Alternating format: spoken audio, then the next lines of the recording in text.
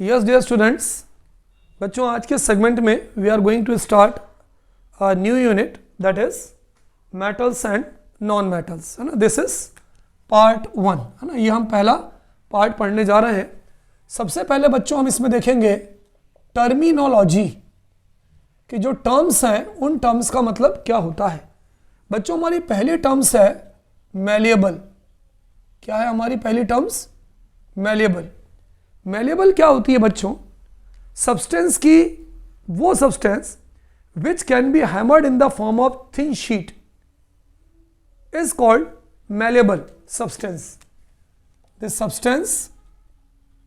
This substance या elements और metals, आप मेटल्स भी ले सकते हैं, विच can be hammered in the form of thin sheet.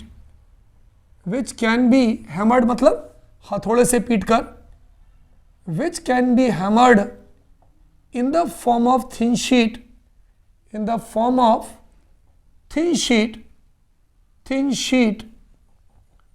है ना, is called malleable substance, is called, ऐसे substance को हम क्या बोलते हैं बच्चों? is called malleable substance. कभी कभी हमसे पूछा आता है कि malleability क्या होती है? this property is called malleability. मान लो ये सब्सटेंस है, लोहा है, हमने इसको हथौड़े से पीटा और पीटने पर बच्चों ये एक पतली शीट के जैसा कन्वर्ट हो गया, चद्दर के जैसा कन्वर्ट हो गया. तो ऐसे सब्सटेंस को हम क्या बोलेंगे? मैलिएबल सब्सटेंस बोलेंगे. द सब्सटेंस और मेटल्स और elements which can be hammered, हथौड़े से पीटकर, इन the form of thin sheet is called malleable substance. Is it clear? चलिए दूसरी बच्चों हम इसकी डेफिनेशन देखते हैं. Ductile, DUCTILE, ductile. डक्टाइल क्या होता है बच्चों? द सब्सटेंस और the metals which can be drawn in the form of thin wire. ऐसा सब्सटेंस हो बच्चों या ऐसा मेटल हो जिसको हम पतले तार के फॉर्म में खींच सकें, that is called as ductile substance. तो हम क्या लिख सकते हैं बच्चों? हमें लिख सकते हैं द सब्सटेंस, ऐसा सब्सटेंस, या हम इसको मेटल्स भी बोल सकते हैं. बच्चों very simple and easiest way. यदि आप एक बार पढ़ेंगे आपको दूसरी बार पढ़ने की आवश्यकता नहीं होगी.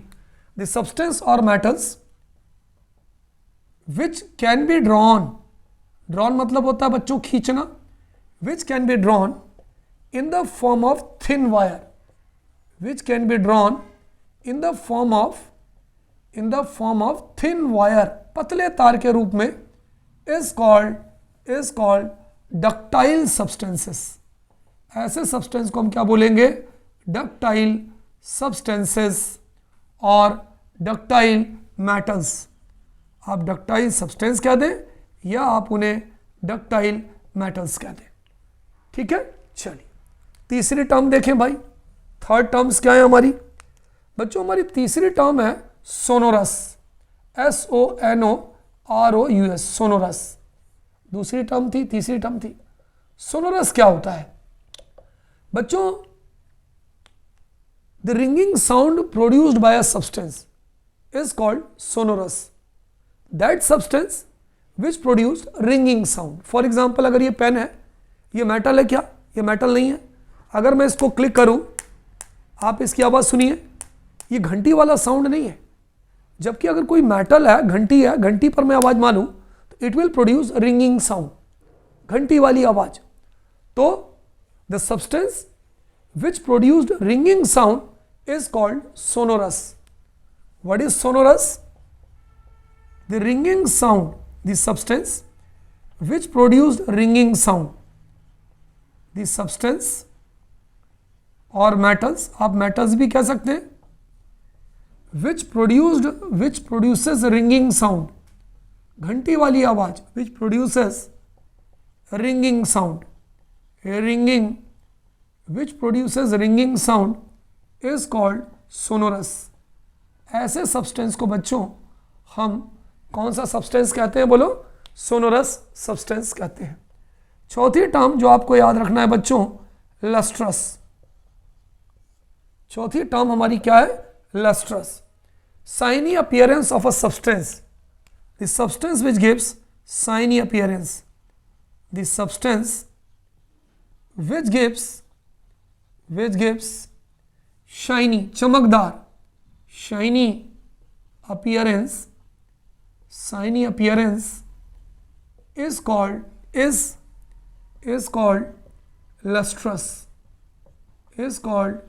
lustrous, तो बच्चों हमने यहाँ पे चार टर्म्स आपको बताई। पहली टर्म बताया मेलेबल क्या होता है, ऐसे सब्सटेंस जिन्हें हम पतली शीट के फॉर्म में कन्वर्ट कर सकें, उसे हम विच can be hammered in the form of thin sheet, हथौड़े से पीटने के बाद पतली शीट में कन्वर्ट सकें, उसे हम मेलेबल सब्सटेंस कहते हैं। दूसरा मैंने आपको डक्टाइल बताया कि द सब्सटेंस और metals which can be drawn in the form of thin wire, पतले द सब्सटेंस और metals which can be drawn in the form of thin wire is called ductile substance और ductile metals. Sonorous, the substance और metals which produces ringing sound, जो घंटी की आवाज देते हैं, रिंगिंग साउंड देते हैं, ऐसे सब्सटेंस को हम सोनोरस सब्सटेंस कहते हैं। And the substance which gives shiny appearance, चमकदार अपीयरेंस देते हैं, ऐसे सब्सटेंस को हम जो है लस्ट्रस सब्सटेंस कहते हैं। तो बच्चों यूनिट स्टार्ट करने के पहले ये कुछ चार टर्म्स थी जो इंपॉर्टेंट टर्म्स थी, इसके बारे में हमें जानकारी होनी चाहिए। इज इट क्लियर बच्चों? चलिए अब बच्चों हम अगला टॉपिक शुरू करते हैं। बहुत इंपॉर्टेंट टॉपिक क्या है कि भाई ये जो मेटल्स हैं ये क्या होते हैं, है ना। हमारा जो टॉपिक है वो है what are metals, give example. What are, आप इसको अगर क्वेश्चन के फॉर्मेट में लिखना चाहें तो लिख सकते हैं what are metals, give example. Examples कि भाई जो मेटल्स होते हैं वो मेटल्स क्या होते हैं। तो बच्चों ऐसे एलिमेंट्स, दैट एलिमेंट्स और those elements which conduct heat and electricity, जिनसे हीट पास होती है, जिनसे इलेक्ट्रिसिटी पास होती है, and are malleable and ductile, अभी मैंने पढ़ाया, जिनको हम चद्दर के फॉर्म में बना सकें, जिन्हें हम तार के रूप में खींच सकें, उसे हम क्या बोलते हैं, मेटल्स। ठीक, तो देखिए अगर कोई आपसे पूछे बच्चों कि व्हाट आर मेटल्स, कि तिवारी सर आप मेटल्स किसे कहेंगे, तो हम ये कह सकते हैं बहुत सिंपल और इजीएस्ट वे में हम कह सकते हैं बच्चों कि दोज एलिमेंट्स, ऐसे elements which conduct heat and electricity, जो क्या कंडक्ट करते हैं बच्चों, those elements which conduct heat and electricity, those elements which conducts, जो कंडक्ट करते हैं, क्या कंडक्ट करते हैं भाई, हीट एंड इलेक्ट्रिसिटी, जो हीट और इलेक्ट्रिसिटी को कंडक्ट करते हैं, and are malleable and ductile, and are malleable and ductile, और कैसे होते हैं बच्चों, and are malleable and ductile are called metals.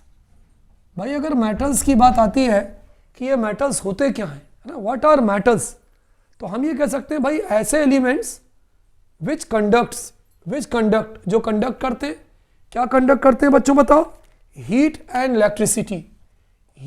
Electricity, जिनसे हीट भी पास होती है, इलेक्ट्रिसिटी भी पास होती है, और कैसे होते हैं बताइए, मेलेबल भी होते हैं और डक्टाइल भी होते हैं।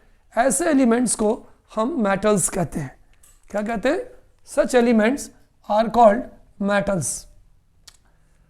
अब कभी कभी बच्चों मेटल्स की एक और डेफिनेशन बोली जाती है, और एक दूसरी डेफिनेशन भी होती है मेटल्स की कि those elements which carry positive charge by losing electrons are called metals.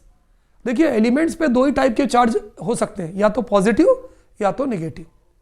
Metals जो होते हैं इन पर पॉजिटिव चार्ज आता है। अब आप पूछेंगे कि तिवारी सर मेटल्स पर पॉजिटिव चार्ज क्यों आता है, वो इसलिए आता है क्योंकि वो स्टेबल होने के लिए क्या करते हैं, अपने बाहर वाले शेल से इलेक्ट्रॉन को लूज करते हैं।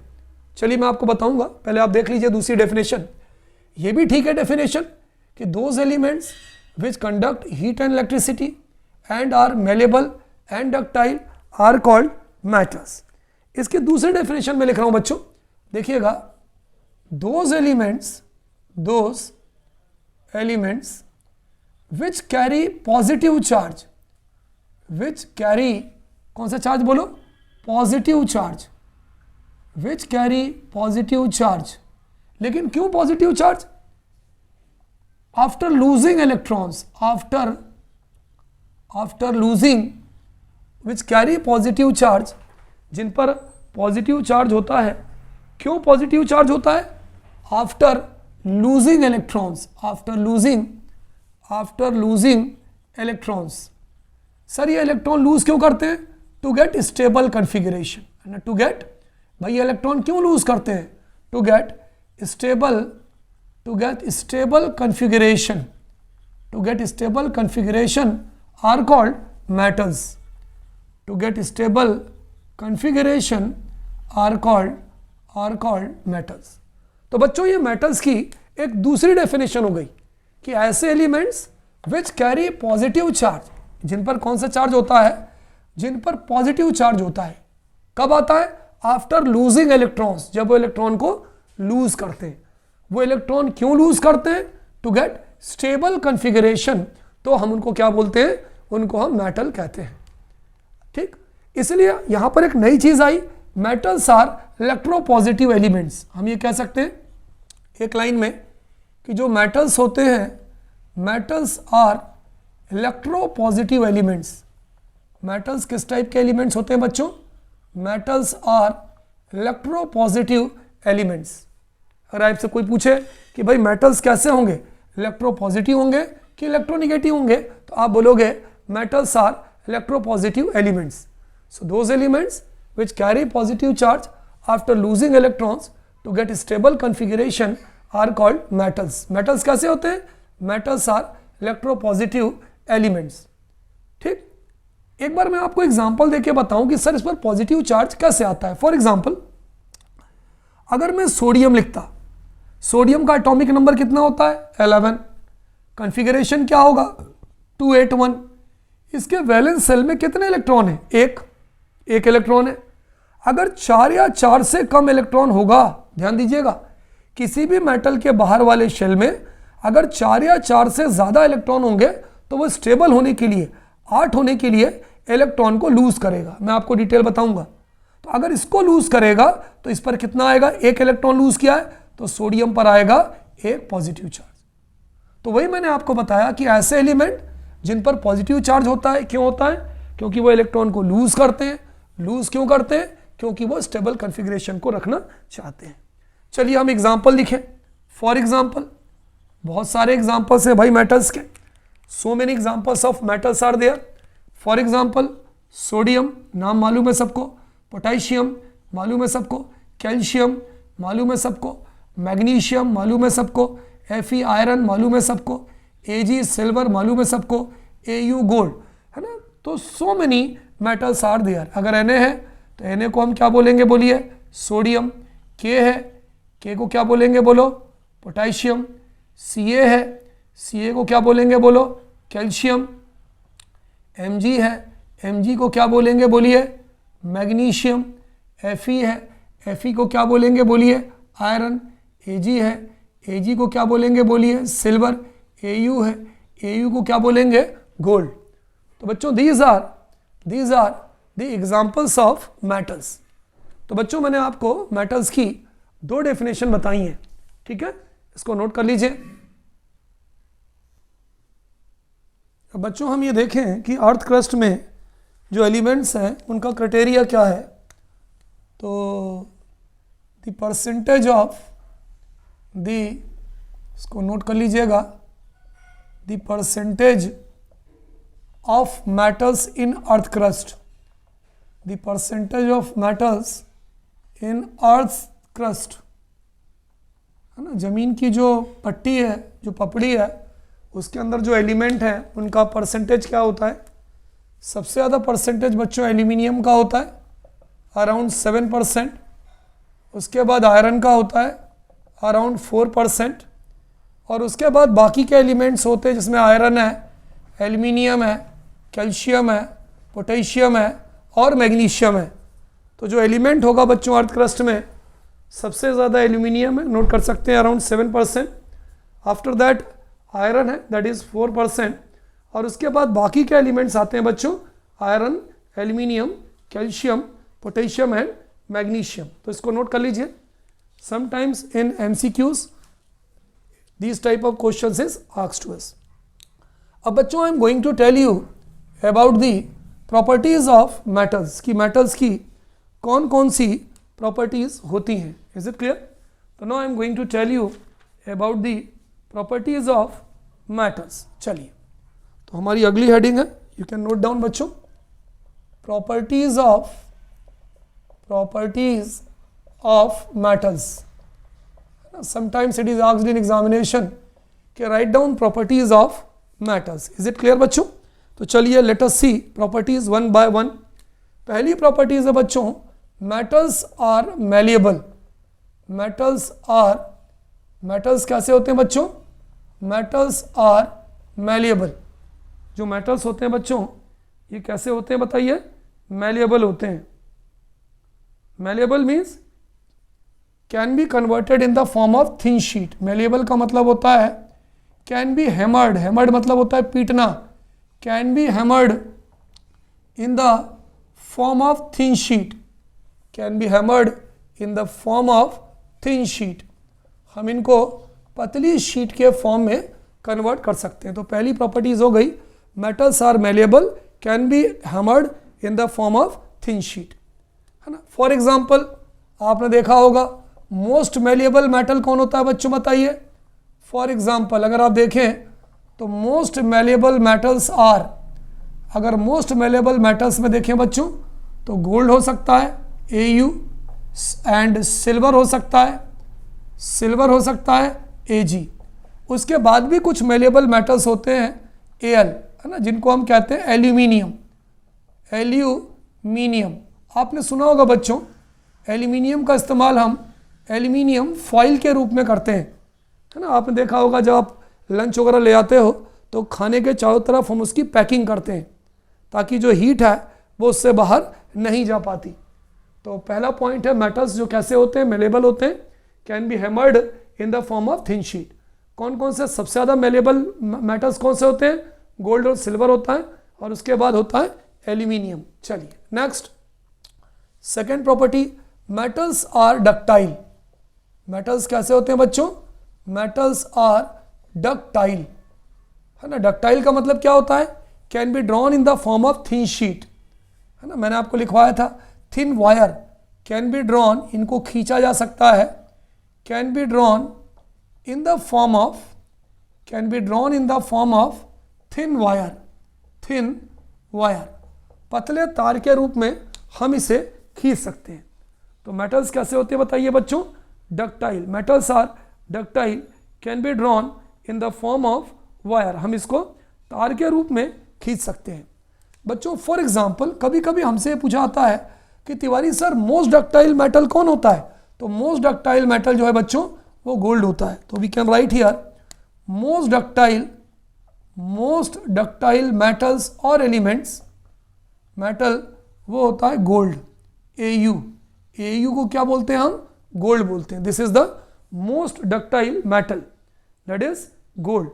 बच्चों ऐसा कहा जाता है गोल्ड के बारे में कि अगर 1 ग्राम गोल्ड है, 1 ग्राम गोल्ड को हम 1 किलोमीटर थिन वायर के रूप में, 1 किलोमीटर थिन वायर हम इससे बना सकते हैं अगर ये गोल्ड है तो, है ना। तो गोल्ड जो है मोस्ट डक्टाइल मेटल कौन होता है? गोल्ड। गोल्ड के बाद और भी चीज़ें होती हैं जो डक्टाइल होती हैं, बताइए। For example silver, for example copper, for example aluminium.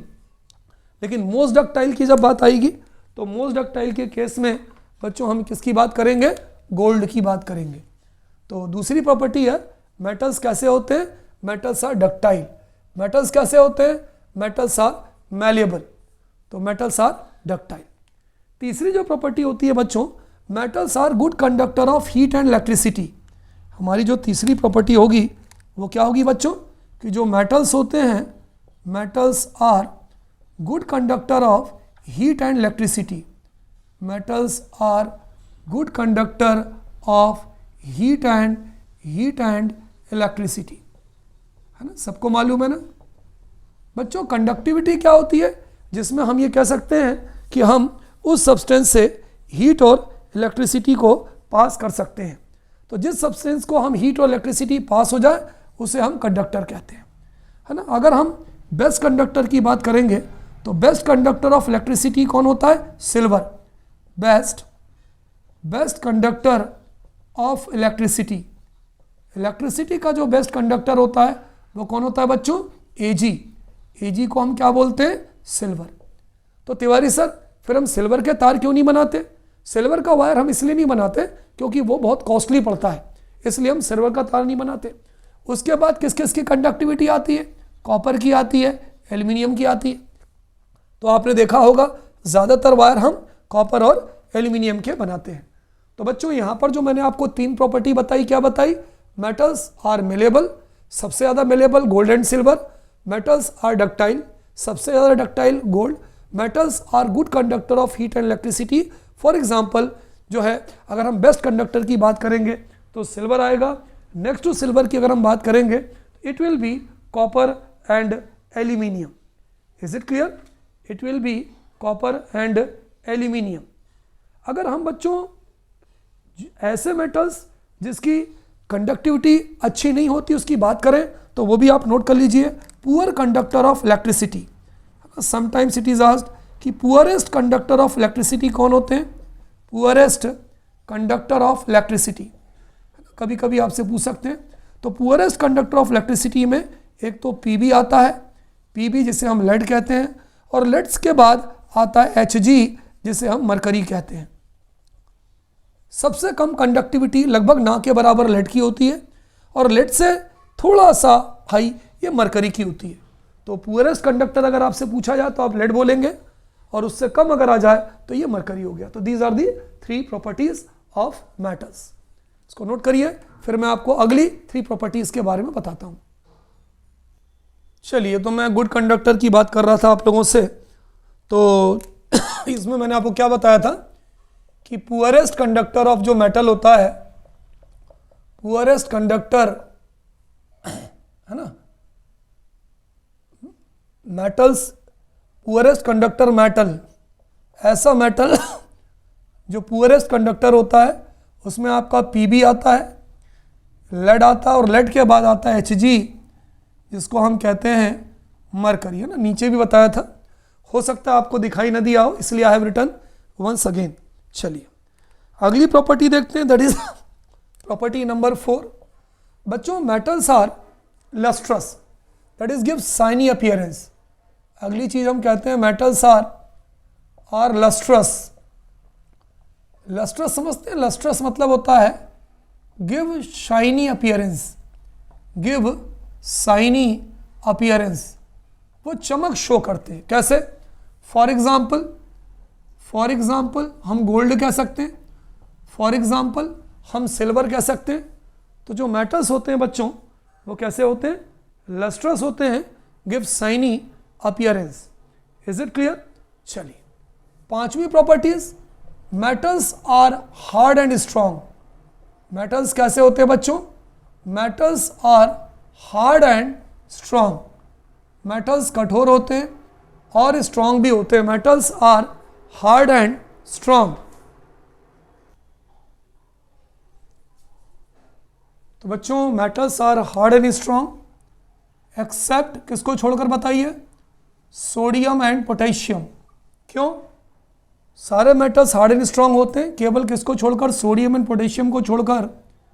Which are soft, जो कैसे होते हैं बच्चों? विच आर सॉफ्ट, जो है सॉफ्ट होते हैं। Number 6, metals have high melting and boiling point. Metals के जो मेल्टिंग और बॉइलिंग पॉइंट्स होते हैं वो कैसे होते हैं बच्चों? हाई होते हैं। तो हम ये लिख सकते हैं metals have high melting and boiling point. Metals have high melting and boiling point, and boiling point किसको छोड़कर बच्चों बताओ? Except sodium and potassium. Sodium और पोटेशियम को छोड़कर, एक्सेप्ट सोडियम एंड पोटेशियम, जिनका मेल्टिंग पॉइंट कम होता है। ठीक है। Number 2 point, metals are sonorous. Metals कैसे होते हैं बच्चों? सोनोरस होते हैं। Metals are sonorous. सोनोरस मतलब क्या होता है? प्रोड्यूस रिंगिंग साउंड, है ना, बजने की आवाज़ करते हैं। सोनोरस का मतलब होता है प्रोड्यूस बोलो ringing sound, produce ringing sound. Next, metals are generally solid. Metals कैसे होते हैं बच्चों? Metals are generally solid. ज़्यादातर जो बच्चों मेटल्स होते हैं वो कैसे होते हैं? सॉलिड होते हैं। मेटल्स आर जनरली सॉलिड, किसको छोड़कर? एक्सेप्ट मरकरी, Hg, है ना, मरकरी को छोड़कर बच्चों, which is liquid at room temperature, which is, जो कैसी होती है बताओ? Which is liquid at room temperature. तो बच्चों यहाँ पर मैंने मेटल्स की कुछ और प्रॉपर्टी बताई कि जो मेटल्स होते हैं वो कैसे होते हैं? वो लस्ट्रस होते हैं, शाइनी अपीयरेंस देते हैं। मेटल्स हार्ड और स्ट्रांग होते हैं, सिर्फ दो को छोड़कर, सोडियम और पोटेशियम को छोड़कर, जो इतने सॉफ्ट होते हैं कि हम इसे मेटल से भी काट सकते हैं। Metals have high melting and boiling point, सिर्फ किसको छोड़कर? सोडियम और पोटेशियम को छोड़कर, जिसका मेल्टिंग पॉइंट लो होता है। Metals are sonorous. सोनोरस का मतलब प्रोड्यूस अ रिंगिंग साउंड, बजने वाली आवाज करते हैं। मेटल्स आर जनरली सॉलिड, सिर्फ किसको छोड़कर? मरकरी को छोड़कर, जो एक मेटल है जो रूम टेम्परेचर पर लिक्विड फॉर्म में रहता है। इज इट क्लियर बच्चों? अच्छा, मेटल्स की जो डेंसिटी होती है बच्चों वो ज़्यादा होती है। मेटल्स हैव हाई डेंसिटी, है ना, मेटल की जो डेंसिटी होती है वो बहुत ज़्यादा होती है। तो मेटल्स हैव हाई डेंसिटीज़, वही किसको छोड़कर? Except sodium and potassium, sodium और पोटेशियम को छोड़कर, except sodium and potassium. Last point, metals have silvery और ग्रे कलर। मेटल्स का जो कलर होता है या तो सिल्वरी होता है या ग्रे कलर होता है। मेटल्स हैव सिल्वरी, है ना, और ग्रे कलर, सिल्वरी या generally, metals have generally silvery और grey colour. For example silver हो गया, फॉर एग्जाम्पल आयरन हो गया। कभी कभी एक्सेप्शन होता है, एक्सेप्ट कॉपर जिसका कलर ब्राउन होता है, एक्सेप्ट गोल्ड जिसका कलर येलो होता है। तो बच्चों these are the few properties. तो मैंने कौन कौन सी आपको प्रॉपर्टीज बताया? Metals are malleable, can be drawn hammered in the form of thin sheet. Metals are ductile, can be drawn in the form of thin wire. Metals are good conductor of heat and electricity. किस किस को छोड़ के बच्चों बताइए? Lead को छोड़ के, मरकरी को छोड़ के। Metals are lustrous, metals are hard and strong. किस किस को छोड़ के? सोडियम और पोटेशियम को छोड़ के, विच can B cut with the help of knife.